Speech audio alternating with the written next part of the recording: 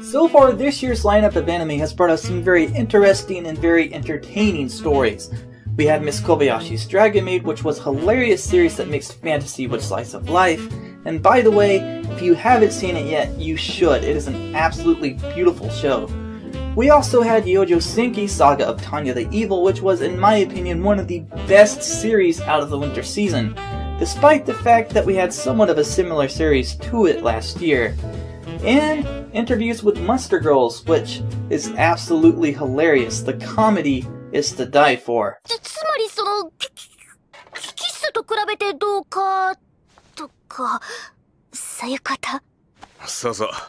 例えばキス以上とかセックス未満とか。セックス。But with that being said, the spring season is now in bloom, and so far I love what I'm seeing. So today, I'm going to give you guys my first impressions on the spring lineup for 2017.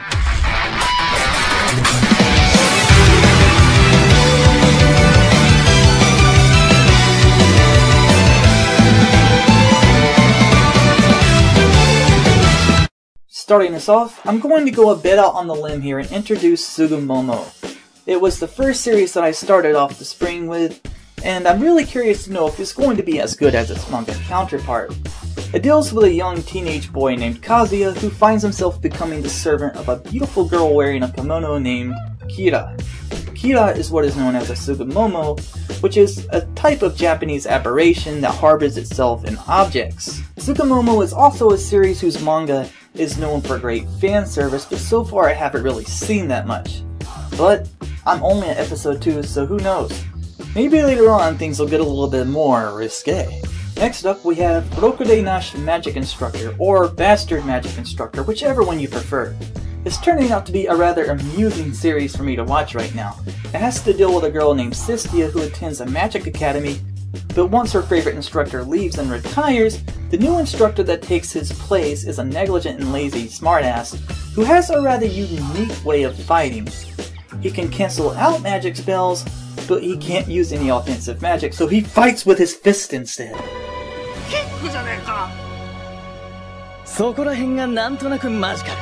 It also has this harem comedic vibe going for it, and the main character, Gian, reminds me somewhat of Issei from High School DxD. Now granted, I know that the voice actor for the main character is not Yuki Kaji from High School DxD, but still, I am looking forward to seeing just how good this series gets this season. And of course we have My Hero Academia Season 2 and Attack on Titan Season 2. Although I did enjoy the first 2 episodes of Titan so far, I cannot merely stand by and say that I'm not even the least bit disappointed that it's only 12 episodes. I was honestly hoping for more in-depth in the story this time around, and as Arcada stated from Glass Reflection, this season of Titan really needs to make a huge impact and give us a really good reason as to why we were waiting for so long. But I'm not really sure they can accomplish this with only 12 episodes. I mean, let's be honest here, 4 years is an excruciatingly long time. And in my opinion, in that amount of time they could have easily put together 2 more seasons, maybe even 3. So, I'm probably going to wait until the series is actually completed before I continue. However, I am super hyped for this arc of My Hero Academia. The UA competition looks amazing. And since we have 25 episodes this time around, hopefully we'll get some more awesome fight scenes this season. I've also been keeping my eye on Alice Dozoro, which so far has proven to be a rather interesting series, considering that one of the main characters is an older gentleman. Now I'm not sure about you guys, but I haven't really seen that many series before that utilize this type of supporting character. It's the story of a young girl named Sana, who escapes from a lab and has the power to basically materialize anything from her own imagination. She then runs into Zoro, who is an older gentleman who she tries to persuade into helping her accomplish her goal. And sorry, no more information than that due to spoil. Now these next 2 I am super excited for. Recreators and Grimoire of Zero. So far these 2 series have really grabbed my attention, and I have thoroughly enjoyed the first episodes of both.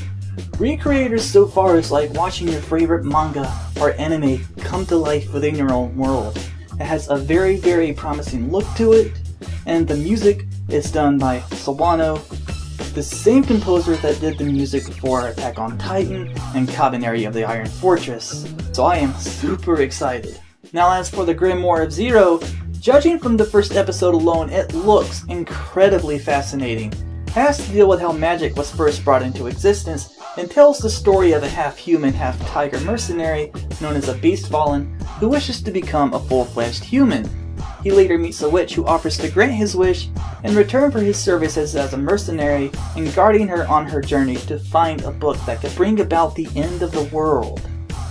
And speaking of which, the character designs in this series are incredibly awesome. I especially love the Beastfallen look and the title of the character itself. Hopefully, later on in the series we'll get to see some different types of Beastfallen characters.